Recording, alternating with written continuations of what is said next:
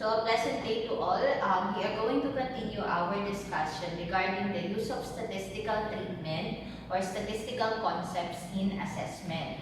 So one of the most important statistical concept which gives meaning to the scores of the students is the normal curve, meaning the standard normal distribution curve or yung tinatawag nating SMDC or sa iba, ang tawag doon the bell-shaped curve. Now, titignan natin, ano ba yung gamit ng normal distribution curve or ng normal curve sa assessment. First, tignan muna natin kung ano yung characteristics ng normal distribution curve. Para sa end nitong video, ituturo natin saan ba ginagamit itong mga concepts na ito. Okay? So, this is an example of a normal distribution curve. Nilagay na natin dyan yung percentage ng area niya. Pero tingnan muna natin mabuti yung pinaka-characteristics niya. Okay? So, it's a graphical illustration kung saan may makikita ka pa rin na x-axis sa kanya at saka y-axis. But, if you would look at it carefully dito sa normal distribution curve, ano ba yung characteristics niya? Unang-una makikita mo siya, it's bell-shaped. Pag sinabi mong bell-shaped, para siyang kampana, no? So, the shape is bell-like, okay? Aside from that, there is symmetry, okay? The bell-shaped curve is symmetrical, okay? So, ang half ng bell-shaped curve ay itong 0. Itong part na ito. Yan. Okay? So, dahil sinasabi natin that it is symmetrical, it means that what you see to the left is similar to what you will see in the right side. So, ibig sabihin ito, from zero to your right hand.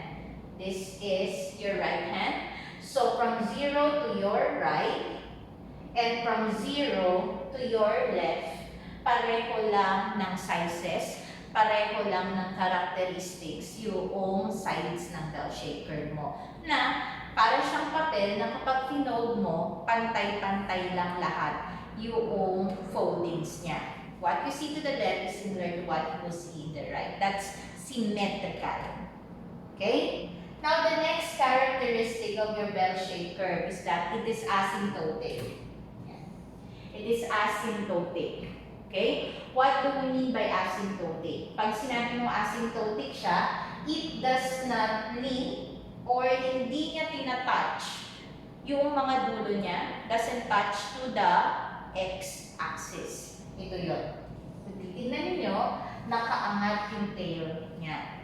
Yung mga buntot ng ating bell-shaped curve ay nakaangat dun sa x-axis. Hindi siya nakadikit. Okay? So, yun yung tinatawag natin na asymptotic. Ibig sabihin nun, hindi siya nag-lean sa 0. Okay? Hindi siya nagpo-fall sa 0. Hindi siya nag-end sa 0. Yun yung point noong asymptotic. Okay? So, those are the characteristics, the first three characteristics. Aside from that, in the bell-shaped curve, the mean is equal to the median and to the mode.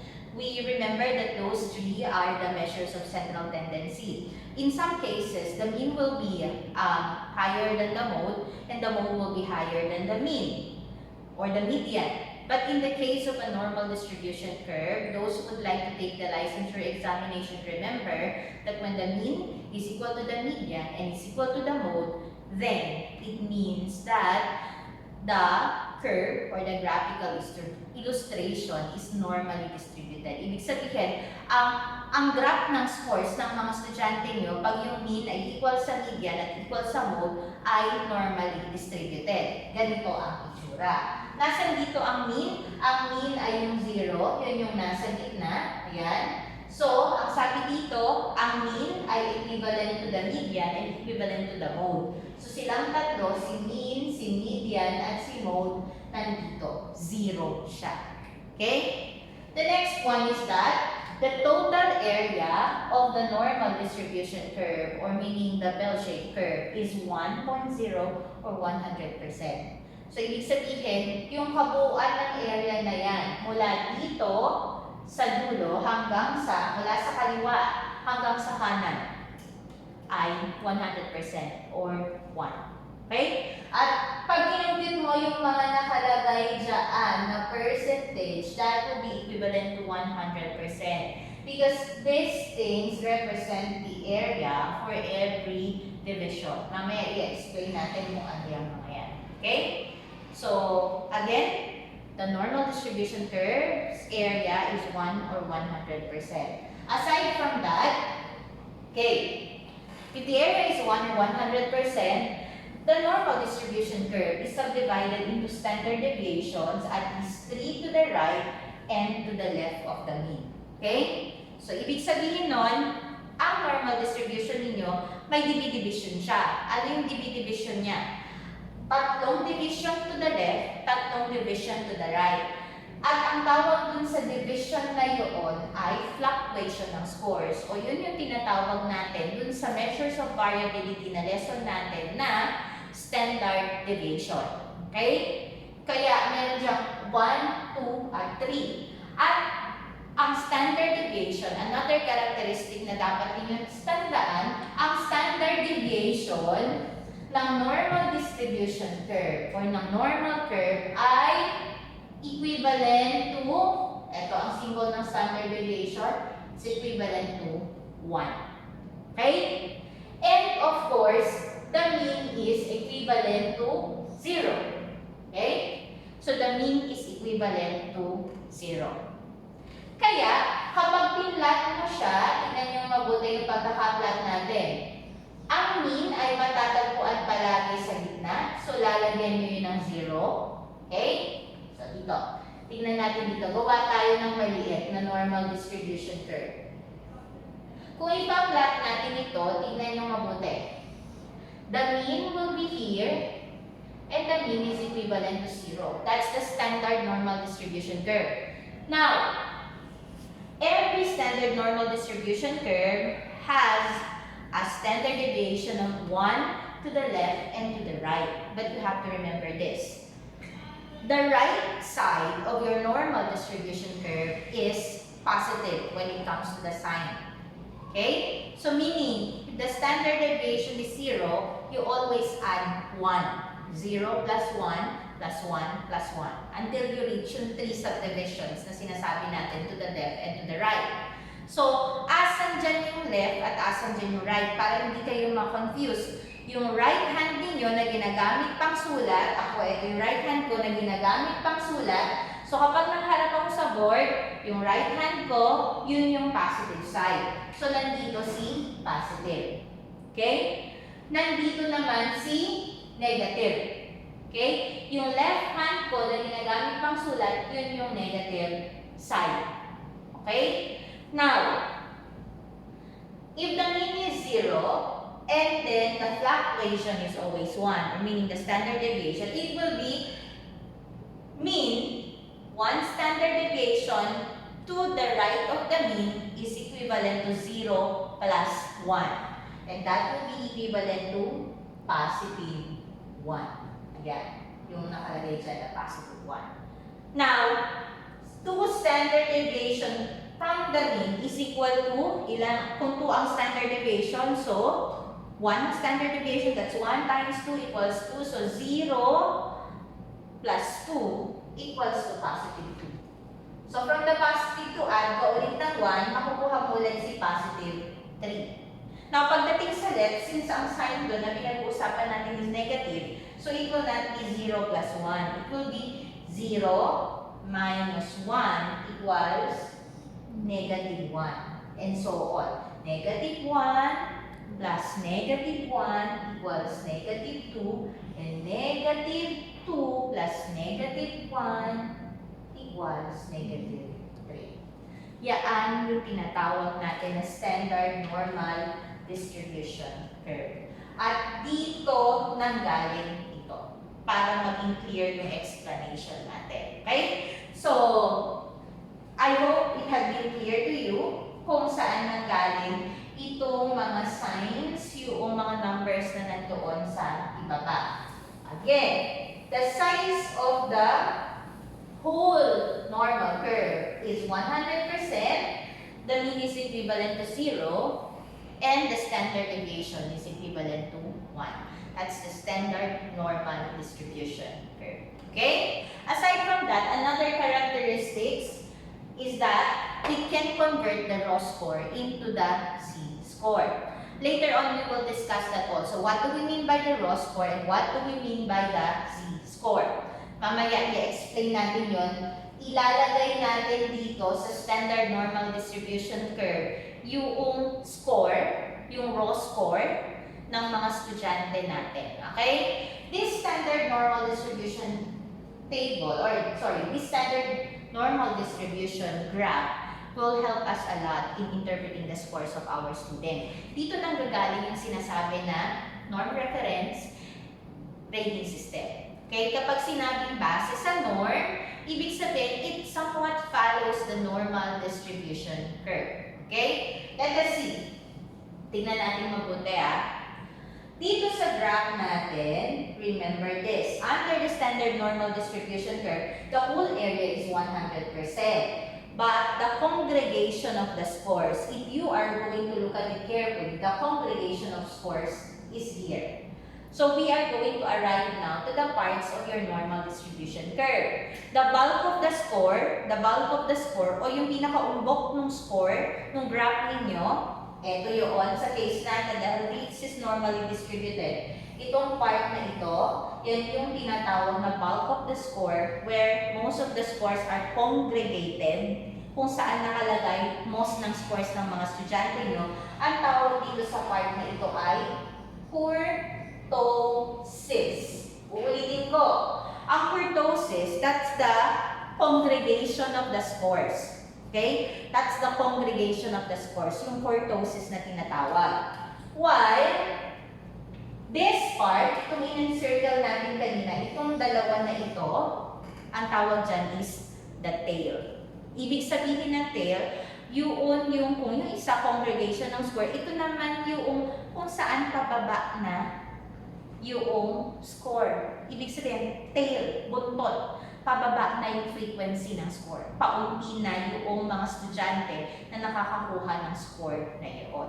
Okay? Remember, I know and I believe that this was discussed to you in statistics, but today we are trying to link this normal distribution curve to the scores of your students. So, puro ang pag-uusapan natin dito ay score, score, score. Tingnan natin mabuti. I will be erasing this board so that I could explain more kung ano ang ibig sabihin nito pagdating sa scores ng ating mga estudyante. Look at it carefully.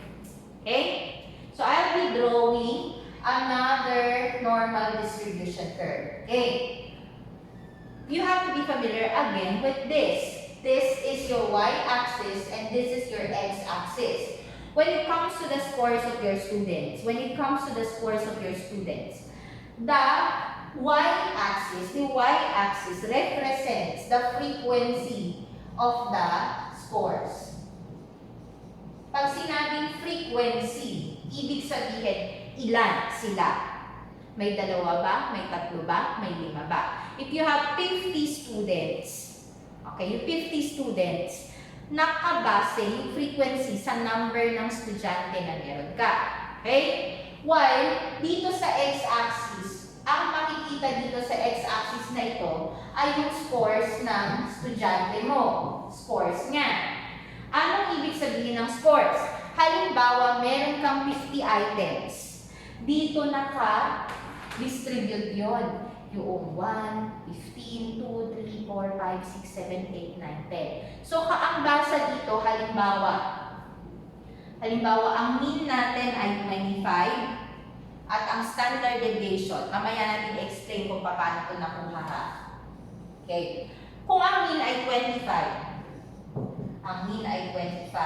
at ang standard deviation ay 5. Halimbawa lang ang mean mo ay 25, ang standard deviation mo ay 5. Gayahin natin kung paano natin ito i-distribute. Ang mean ko ay 25, sa gitna ko yung ilalagay. Okay? Ang standard deviation ko ay 5. So, ibig sabihin, kung ang standard deviation ko ay 5, ang unang fluctuation mula sa mean, 1 fluctuation mula sa mean, ang standard deviation ko ay 5. Dito sa case na to, ang mean ko ay 25 at ang standard deviation ko ay 5. That will be, katulad ng ginawa natin kanina, 25 plus 5. That is 1 standard deviation to the right of the mean. So this is 30 because it's 25 plus 5. Dahil ito ang standard deviation mo. Another fluctuation. This is 30 plus 5 equals 35. Another fluctuation. 35 plus 5 equals 40. That is to the right. Now, to the left, you have here, sabi natin, minus na siya. So, it will be 25 minus 5 equals 20. And then, another minus 5, that will be 15. And that will be, the last one will be 10. Okay? So, draw natin si bell-shaped curve sa kanila. Yan, hindi masyadong pumaling na siya. Yan. Halimbawa lang, no? Isipin na lang ninyo na ito ay bell-shaped. Bell-shaped siya halimbawa. So, ang mean mo ay 25. Nasa gitna yun. Okay? Nasa gitna pa rin yung bell-shaped curve. Nasa gitna pa rin yung mean niya. Ngayon, ang tawag dito sa 10, 15, 20, 25, 30, 35, 40 ay scores. Okay? Dito, makikita yung frequency. So, halimbawa, ang ginamit natin scaling dito ay by 5. So, 5, 10, 15, 20. Okay? So, halimbawa ganyan. Halimbawa, meron kang 30 na estudyante. Halimbawa lang. So, ito ang scaling mo. Ngayon, makikita mo dito sa score na 15, pag tinignan mo siya dito, sabihin na natin na merong 13 students who got the score of 15. Okay? Dito naman, sa 25,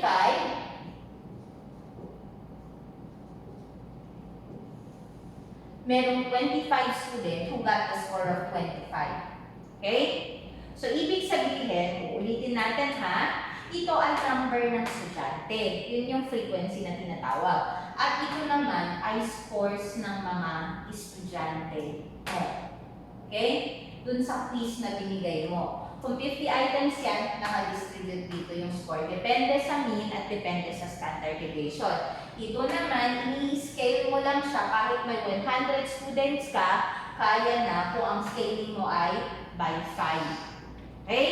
So, ganun ipinaplat yung scores using the normal distribution curve. At itong mga scores na ito, ini-interpret natin siya base sa percentage ng iyong mga estudyante na makakakuha noong mean, 1 standard deviation from the mean, 2 standard deviation to the right of the mean or to the left of the mean. Depende. At according to the theory of normal distribution curve, sabi dito, no? Doon sa mean, from the mean, 1 standard deviation to the left and 1 standard deviation to the right of the mean. Ulitin natin ha. 1 standard deviation to the left of the mean, so meaning it's this, ito yon. And 1 standard deviation to the right of the mean, so from negative 1 to positive 1, dito sa case natin, from 20 to 30, yun ang pinakamalaking score. Nandun yung kurtosis, nandun yung congregation ng scores. At sinasabi doon that it should be, kung norm reference tayo, that 68% of your student will be getting a score under the mean and negative 1 to positive 1. Mula sa negative 1 to positive 1, that will compute 68% of the students. Okay? At itong negative 1 to positive 1, it represents the, kung tinatawag natin na average score. Nire-represent niya yung tinatawag natin na average score. Okay? Now, 1 standard deviation to the right of the mean hanggang sa 2 standard deviation to the right of the mean, meaning positive 1 to positive 2, will comprise 13.5% of your students.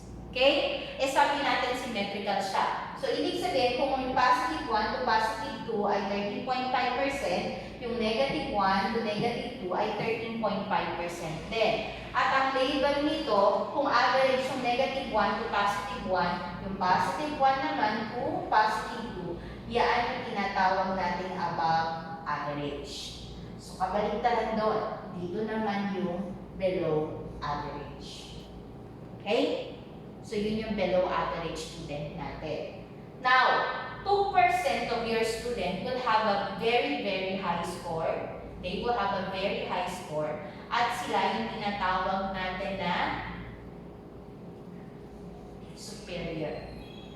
Superior. Meaning they are more than above the average. They got almost perfect scores. They got very high score. Well, there will be 2% of your student who will get low scores, very low score. At sila yung low average na tinatawag natin. Low average. Ito below average, ito low average pa rin ang tawag natin doon.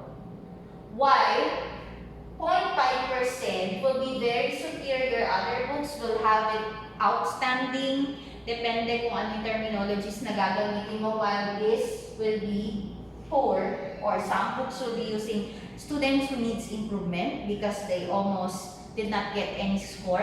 Dito naman, they perfect the scores. They get all the answers correctly. So sila yung 0.5%. At kung titignan mo yung lawak ng normal distribution curve mo, sa average scoring, negative 1 to positive 1, 68% ng mga estudyante congregated doon ang score.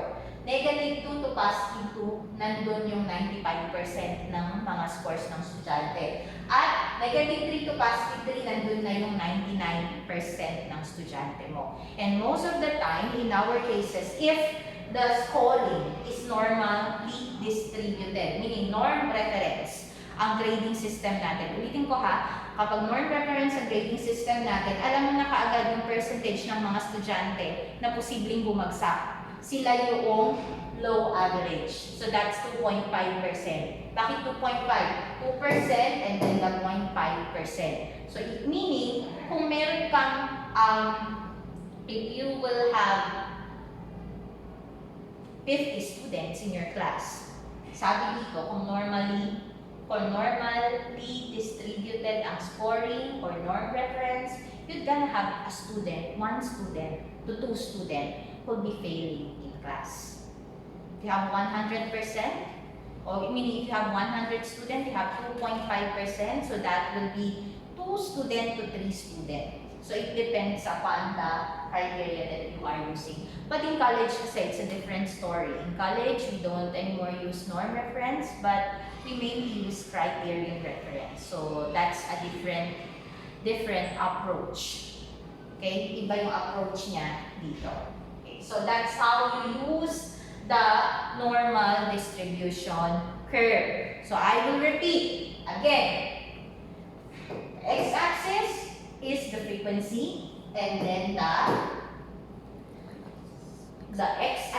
y-axis is the frequency. The y-axis is the frequency, the x-axis refers to the scores of your student. Kaya, if I am going to give you an exercise when it comes to the skewness of scores, tuloy-tuloy na natin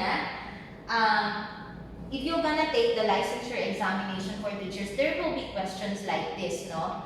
What if the curve is not normally distributed? The curve is not normally distributed, meaning it is skewed. Meaning when it is skewed, it's the congregation of the score is on the sides and not on the center. Ano ang magiging interpretation natin? I am going to erase this now, and then I am going to show different graphical illustrations.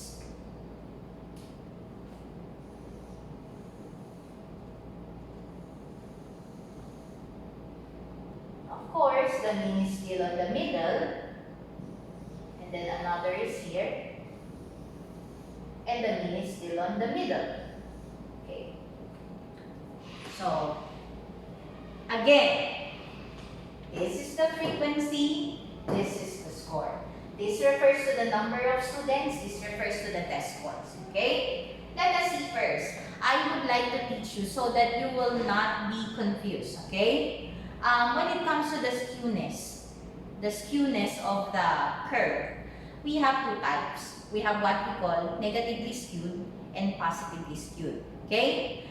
So, ito lang dalawa yon. Ito yung negatively skewed at positively skewed na curve. Itong dalawa na ito.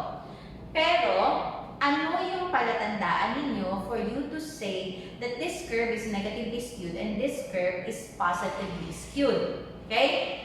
Your reference will always be the tail. Okay? Wherever the tail is, that's how you call the curve. Do not base your answers in the kurtosis. Some students get to be confused because their basis is always the kurtosis. Now, for skewness, the basis is not the kurtosis, the basis is the tail. Okay? Tignan natin. Illustration letter A. Where do you see the tail? Is it on the positive side or is it on the negative side?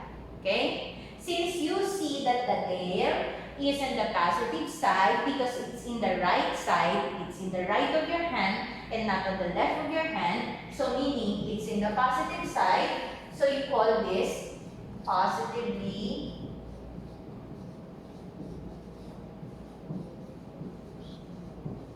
skewed. Okay? You call this curve as positively skewed curve.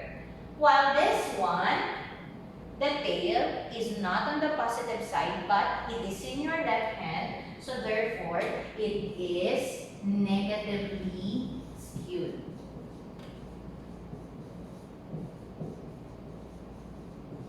Now the question is this. What does a positively skewed curve indicates, or what does it tell us about the scores of our student? What does a positively skewed curve tells us about the scores of our student? How do you interpret that? At this point of time, kung sasagutin nyo, ano ang sinasabi ng positively skewed curve sa score ng mga estudyante ko? Ang titignan mo na doon, hindi yung tail. Ang titignan mo na doon, yung kurtosis. Nasaan yung kurtosis ng mga scores? Ang kurtosis ay nasa left side. Kapag ang kurtosis ay nasa left side, ibig sabihin nun, ang congregation ng scores ng mga estudyante ko ay nasa left side. So, ibig sabihin, ang karamihan ng score ng mga estudyante ko ay nasa left side. Anong ibig sabihin nun? Madami ba? Anong klaseng score meron ang mga estudyante ninyo? Mataas ba o mababa? Kapag nasa left side, ano ba yun? Yun ba yung matataas na score o yun ba ang mababa ang score? Titingnan ulit natin dito sa graphical illustration natin ulit. Dito, no? Okay. Pag tinignan mo doon, the left side is on the negative, diba? So, ibig sabihin, ang nandoon ay 10, 15, 20, hanggang 25. Nandito yung congregation ng score. Ibig sabihin nun, most of my student, kapag positively skewed ang curve mo, most of the students got low scores. Madalang ang nakakuha ng matataas na score. Kaunti lang sila. Karamihan ng mga estudyante ko nakakuha ng mabababang score, which is the opposite of negatively skewed curve. Ang negatively skewed curve naman, ang kurtosis niya nasa positive side. Babalikan mo ulit dito, ayan.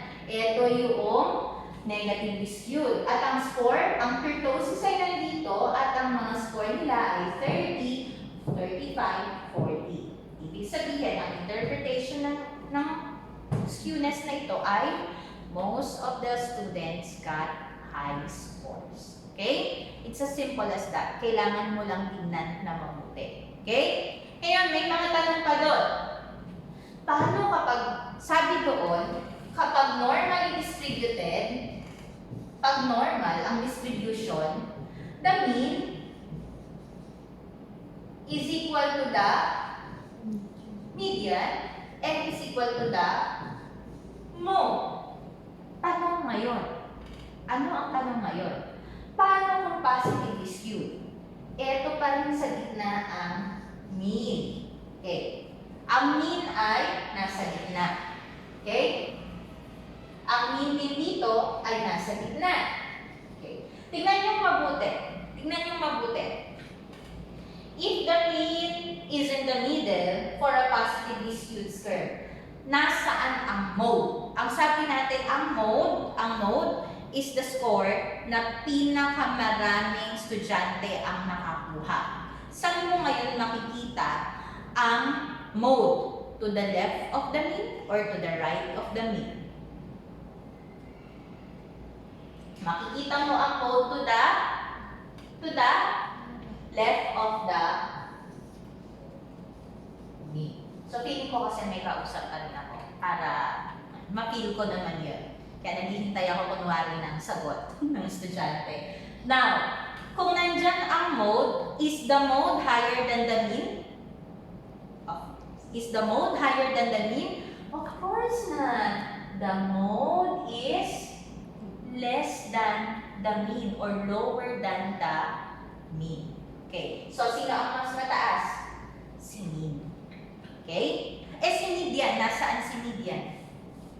Ang median naman ay yun yung score na nasa gitna. So, saan mapupunta yung median natin? Sa gitna siya. Okay, ang tanong, is the median higher than the mean? No again. So, ang magiging illustration natin dyan ay the mode is less than the median and the median is less than the mean. Okay? Gandahan natin yung usulan natin para magkaintindihan. The mode is less than the median and the median is less than the mean. Okay? So, ganun din dito. Siguro, kung pwedeng kayo na yung tumingin dito eh. So, ang mean ay ito, saan ang inyong mode? Siyempre, ang mode ninyo nandito sa congregation ng score. Ito yung mode. Siyempre, yung median ninyo nasa gitna. Ayan. So, ngayon, is the median higher than the mean? Yes. Is the mode higher than the median? Yes. Is the mode higher than the mean? Yes. Okay? So, yan naman ang illustration kapag negatively skewed ang ating curve. Okay. So, that's how the normal distribution curve is used in the interpretation of our scores. Okay? Later on, siguro, with your teachers, you can be assisted by your teachers in computing for the raw scores and the z-scores. Okay? How is it to convert the raw scores into a z-score so that we can locate kung ilang porsyento ang nataasan o ilang porsyento ng curve yung nasakop noong scores ng mga estudyante natin. Okay? So, thank you so much. I hope you have learned something.